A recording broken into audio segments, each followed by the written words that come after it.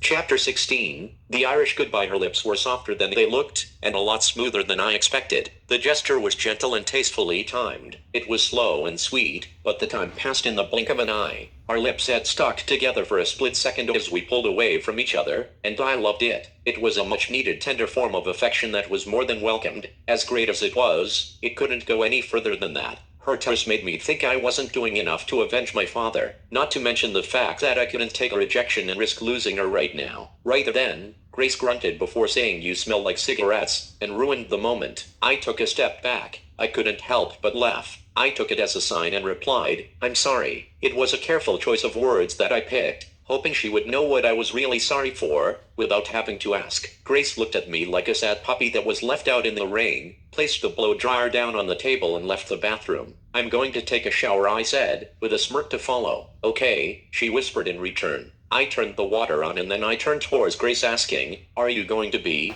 okay?" Grace responded with a nod in what I can only assume was an exaggerated simper of her own. After the door shut, I stepped in the shower and started to wash up. When I splattered the water on my face, I was splashed with a dose of reality. It was as if all of a sudden, I found myself alone with my thoughts and everything became real once again. My father is dead, my mother is dead, and there's someone out there that knows exactly what happened to them. Yet, I'm here in a hotel hoping to get lucky with my childhood crush. Enough was enough. I had to recenter myself and get my mind right. I had to buck up and get back to business, but it became clear that I couldn't do that with Grace around. I became scatterbrained. I began to wonder if she may actually be involved in all of this again. I was distracted and I didn't want to be blinded by my emotions. I didn't want to get ahead of myself either. I had to figure out a way to get out of there and get back home as fast as possible, even if they meant leaving Grace behind. After about 15 minutes of thinking it over to myself, the warm water falling from the faucet rejuvenated me. It was as if the shower had given me a second wind. I could feel the tension in my joints loosen as the stress secreted from my pores. When I finally finished lathering up, I rinsed off, hopped out of the shower and grabbed a towel. I didn't have a toothbrush handy, so I quickly dried every portion of my body before I came out of the bathroom with a vengeance. When I emerged from the bathroom, Grace was sound asleep. I went back to the computer and continued looking for any more information,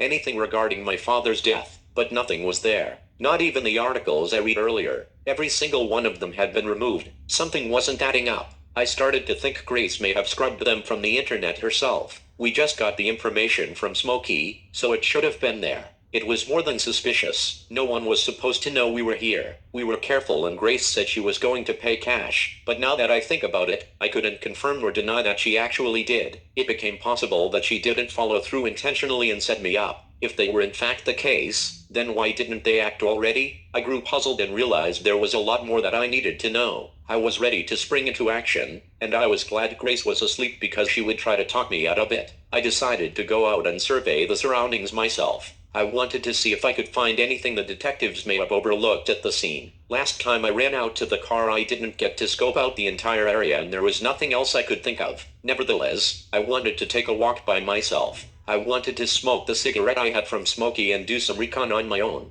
I wanted to see if there was anything that I might have missed with everything else going on when we arrived. I also wanted to see if I could speak with the clerk at the desk about the cameras. It had been a few hours since we checked in. I wasn't sure if the police had left or if the shifts had changed. I planned to check out other parts of the hotel before going near the lobby and the desk. I stepped out of the doorway and I looked both ways like I always do. I was looking for an emergency exit, should I find myself in a similar situation my father was in, but I didn't see one. I headed back down the hall and proceeded toward the back of the hotel and came across the vending machines to the left, in front of the exit. I know how people are perceived on camera at the other end of the spectrum, so I acted like I forgot my wallet. I still had the extra cigarette from Smokey and I was able to use that as a reason to go out the back exit. I walked outside the door and noticed a camera above my head as I put a now slightly broken cigarette into my mouth. I needed more time, so I acted like I forgot my lighter and the key to access the hotel. I looked up at the camera and tried to get into the building. I shook the door to see if anyone was watching, but no one let me back in. I slowly made my way around the facility looking for all the cameras and doors that could be used to my advantage. When I came around to the back of the building, the parking lot appeared to be a lot emptier now that things have quieted down a bit. Most of the vehicles were gone, including Smokey's bike along with the van from the florist I didn't catch the name of. It was likely a lot of those people were here to see what happened with my father and weren't guests of the hotel after all. I went back in through the front door and I headed toward the room. Sure enough, the clerk on duty had switched shifts. The new guy behind the desk likely had no information on what had taken place before we came to work, but I had to check anyway. I asked where I could get some matches and he reached under the desk. He then handed me a book, but not before he told me about the hazards to human health that come from smoking. It was as if he knew what the matches were for. This meant he either saw the cigarette in my hand or he noticed that I didn't smoke when I exited the back of the building as well. He was rather observant, but so was I. I took a good look at his name tag and it read, Thomas. When I asked what his name was, he said Tom. People call me Tom, and that confirmed his name for me. This kid was about my height and weight but didn't appear to be a threat. He had curly brown hair and his face was so flushed, I could only assume he was reacting to the contaminated environment. He had a freckled, runny nose that held up his glasses. They had red frames and lenses so thick, he could probably see right through me. Tom spoke with excitement, yet he found it difficult to look you in the eyes when he talked to you. The way that he put his words together made him sound like a robot. It was like he was programmed or something. The creepy clerk was socially awkward, but he seemed pretty honest, which was rare and I could respect that. I thought I could take the opportunity to talk with him and gather some information. When I approached the desk, I asked Thomas if he knew anything about the incident that took place earlier that evening. He said he had just gotten in and tended to a guest, but other than that he had been at the desk. I asked if there was any way he could check the cameras and he said that wasn't possible. The cameras are only accessible to the managers and they won't be in until later this morning around 9 a.m. There was an awkward moment of silence. Maybe even later because they're rarely punctual, Tom added, with his eyes slightly adjusted to the left. I thanked him for the matches and proceeded back to my room to see if Grace was still asleep. You didn't smoke your cigarette, Tom shouted. I couldn't help but smile before I turned around. He had just confirmed my suspicions. Tom was indeed alert and he had been watching me the entire time. This meant that he assumed I was only going to smoke since I had an unlit one in my hand, and I just asked for matches. But why else would he announce it like that? I wondered, asking myself this question over and over again. To me, this also meant that he found me to be suspicious too. Either that or he really loves his job. Regardless of how he felt, I turned around and said, "You just saved my life," before I broke the stick of regret and threw it in the overflowing garbage next to the breakfast area. Tom thought he helped me out a lot, so I thanked him for his assistance. I even tried to tip him for his services with the few singles I found in my pockets after the diner, but he declined. I said goodnight, and headed back down the claustrophobic hallways, all while noticing that the sexual sounds coming from the room seemed to have dissipated. The smell of marijuana had faded as well. The Harley missing from the parking lot had all but confirmed my suspicions that part of the problem may have been coming from wherever room Smokey was staying in. When I got back to the room and opened the door, Grace was still sleeping. She didn't look comfortable at all. She looked cold, so I threw a blanket over her to keep her warm. "Thanks, babe," she muttered, as she curled over onto her side. Grace didn't appear to be awake, and I couldn't help but smile when she called me babe. Granted, she clearly wasn't of sound in mind, but it felt different. It felt nice, even though my hands began to shake. I got an adrenaline rush. I had been plotting my escape and it was almost that time. Grace was obviously tired from all the driving she did, not to mention everything else that had taken place since she picked me up. That was when I decided I was going to let her try and get some rest. I told her I was going to take a tour of the hotel and look for what other amenities they had, even though I already completed the task. I wanted to see if she would respond, but she didn't. She was out like a light, which meant it was time to go. I took my tactical gear out of my bag and laid them down on the bed. I then sat on the edge of the mattress near Grace's cute little toes that were sticking out from underneath the blanket. I watched her for about a minute and fought the urge to tickle her feet the whole time. I hope to God that the love of my life did not play a part in the death of my parents while I changed into my favorite attire. I put on my black cargo pants and my tactical hoodie that matched. I put on my finest snow cap with my mask lowered to my chin. I then took a few pieces of gum from Grace's purse and immediately started chewing them while I checked the internet one last time. It didn't take too long because the videos were no longer on the internet. I already knew that would be the case. I had just checked, but I had to make sure. Anyway, they weren't anymore. That meant time was of the essence. I quickly packed up my belongings and I wrote Grace a note on a pad that I found in one of the drawers in the room. The note read, "I'm sorry I couldn't stay, but I couldn't sleep, and I needed to go home. I love you, Knox." Although I felt like this wasn't the best way to tell Grace I loved her for the first time, I also felt like I needed to close the note with that. I really wanted to tell her face to face, but I couldn't find the courage. I didn't know how she would take the closing of the letter either. I just knew I would eventually hear about it should I be lucky enough to see her again. If that was the last time I saw her and that was the last thing she read, she would know. but this also meant that there would be proof of my presence with this handwritten letter should I leave it behind. So, I made the choice to take it with me and not say bye at all. While I was outside making my rounds and putting on the performance of a lifetime, I was able to see that there wasn't a camera near the window of our room, which was located at the rear of the building. The parking lot was completely empty and there wasn't a car in sight. The vans, cars and Smokey's bike were gone. All that remained was the hearse that sat in the back with the flattened tires. I felt it was a good time to leave the premises, but there was a good possibility that the peeping Tom would see me on camera.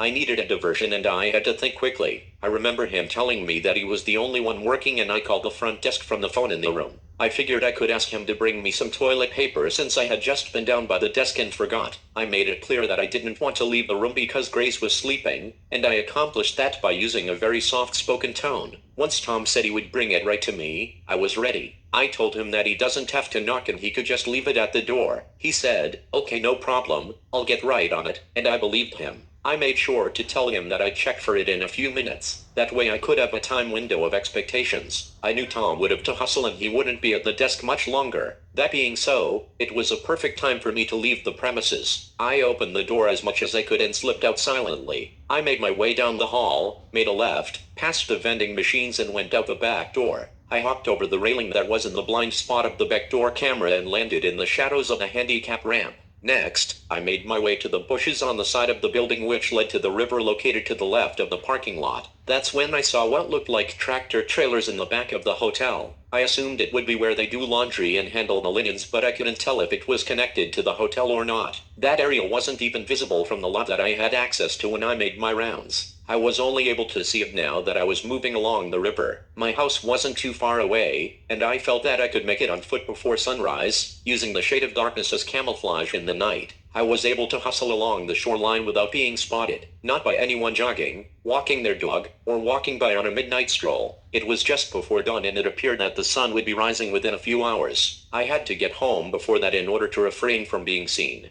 I had to prepare myself, knowing I was going to have to survey the area when I got home because there was a strong possibility my house was still being watched by the police or reporters. If this was indeed a conspiracy, then I couldn't take the chance of anyone seeing me go inside. Even though the house belonged to my family, it was still a crime scene, and I couldn't afford to be picked up for trespassing or interfering with an active investigation. Considering I am my father's next of kin, they were likely looking for me, but they also depicted this Carlos character to be his son as well. Once they find out that he's not me, they could come after me, so I had to hurry. I continued making my way home by foot, without Grace or my few belongings that I brought from school. That's when I realized I was also alone with nothing besides my thoughts. The more I allowed myself to think, the more I got depressed, and the more I got depressed, the angrier I grew. Nothing made me more frustrated than not knowing the answer to my questions when I was younger, and that hadn't changed now that I was an adult. My mind continued racing faster than my legs were moving, and I could hear my mother's voice. She was saying, "Relax, focus." Right then and there, I came to a complete stop. Just when I thought I couldn't cry anymore, a tear rolled down my cheek and froze on the side of my face due to the recent drop in temperature. I closed my eyes and remembered everything my parents had taught me. I gathered my thoughts. Just before I began moving so fast, I could have created craters in the concrete. I stormed down the sidewalk, looking down alleys for ways to shorten the distance. Every time I saw mob or car lights heading in my direction, I cut it to an alleyway in order to remain undetected by anyone from the public. I hopped over walls and fences as I made my way through the backyards. I even climbed up to the summits of the suburbs when I became more familiar with the area. I moved quickly and quietly, that way I wouldn't alert anyone that may be sleeping in the apartments below. I eventually came to the rooftop where I first made my decision to go into the Marines. I could do nothing but stare across the street when I noticed the recruiting office was no longer there. All the businesses on that block were closed down, and it was just another reminder of everything I had lost. There was no time to spare. I couldn't waste a little time that I had dwelling on the past, so I kept moving. I kept darting from one rooftop to another, realizing I was making better time than I had when I was younger. It wasn't long before I finally reached the block that my house was on.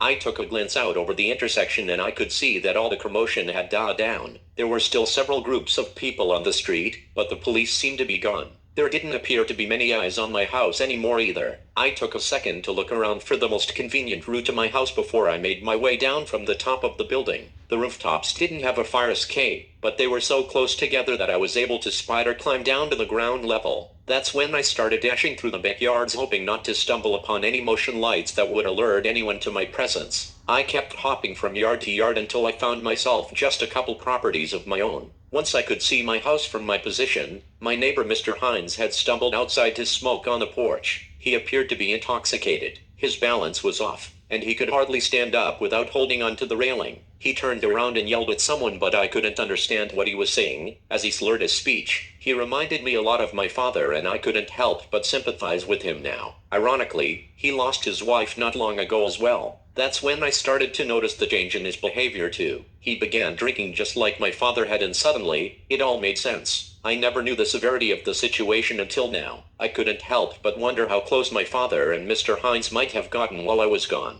They didn't have much in common, but they always got along. I'm sure I could have asked him, but if I jumped out now, I probably would have given him a heart attack. The whole situation reminded me of the time when I played Manhunt and I had to hide in the shadows. I spaced out for a second, as I stared at my house from my neighbor's yard. It was so dark and gloomy it could only be described as depressing. It went perfectly with the recent rise in fog. The lights were all off, the windows were still boarded up, and it looked just like I left it. However, scoping out my parents' crime scenes got me familiar with recognizing the location of security cameras. That's why I was able to notice what looked like a new surveillance system on the corners of the house, right below the gutter. I didn't want to go inside because I didn't know what to expect once I entered, now that I saw there had been upgrades made to the residence. If my father was alive, he may think I was an intruder based on my attire. Not to mention, I had to sneak in undetected, but there was a new security system I had never seen before. There was also a strong possibility that the police might be inside, based on the statements made by the witness from across the street when Grace and I arrived last night. It was more likely that I could suffer the same fate at the hands of anyone that may be inside. With that being said, I had no choice. This was what I came here for, and I wasn't going to back out now. I was running out of time, and I had to stick to the plan. All I had to do was gain entry to my backyard and my house. I just hoped that the windows weren't locked behind the plywood we used to cover them months ago. I still believed the second floor windows weren't, because we rarely locked them prior to the pandemic. As soon as Mr. Hines finished smoking, he turned in the opposite direction.